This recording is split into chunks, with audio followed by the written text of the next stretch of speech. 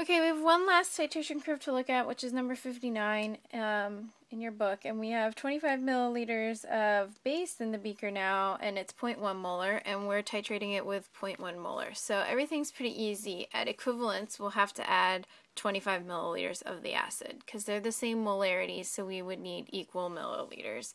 If you're still not sure, use MAVA equals MBVB. And you will see 0.1, 0.25, 0.25, 0.1, and obviously 0.025. Okay, so that's how we know where the equivalence point is going to be, but we'll start at the beginning with 0 milliliters, and we have a weak base, so we have to ice because we can't assume full dissociation, and you can neglect and set that equal to the KB, and you get X, which this time is the OH minus, because we have a weak base in the beaker and not acid. So take the negative log of that to get the POH, and 14 minus will give you the pH, which is 11.11. Okay, after that we'll do 8 milliliters. Now we have acid and base in the beaker. Let's see.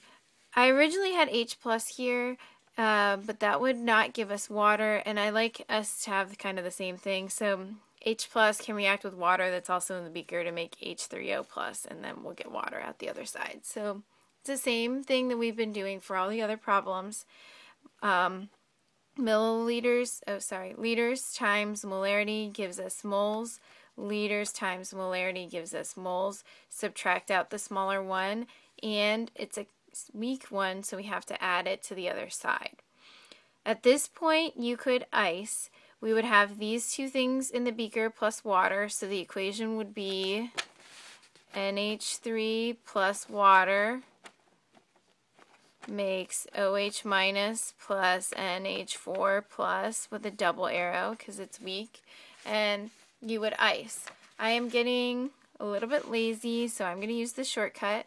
We know pH equals pKa plus the log of the anion over, like the conjugate base over the acid. But in this problem we have a base, so we rearrange the equation. POH equals pKb plus the log of the conjugate acid over the base. So everything's the same except for opposite. Okay, the pKb, the KB, sorry, was 1.8 times 10 to the negative fifth, and the pKp is 4.74. Notice that I didn't divide by the total liters. The total volume would cancel out if you divided, so I can actually just use the moles and get this term. That will give me the POH, which I don't remember what it was, but I know the pH is 9.59. Okay, even more lazy, 12.5 milliliters. I know that that's halfway to equivalence, and at halfway I know pH equals pKa. If you're not sure, you can come see me or watch the video with 55. We talked about it. And so pH equals pKa, POH would equal pKb, which would be 4.74, and 14 minus that is 9.26. Okay, at 25 milliliters, we've reached equivalence. We Becca, and don't forget to add it to the conjugate side. And now the only stuff left in the beaker is the acid and the water. So it's going to make the H3O plus and the conjugate base. We'll ice. This number would be 0.0025 divided by 0.05 minus x, and we would neglect that x, and you would end up getting x squared over a point.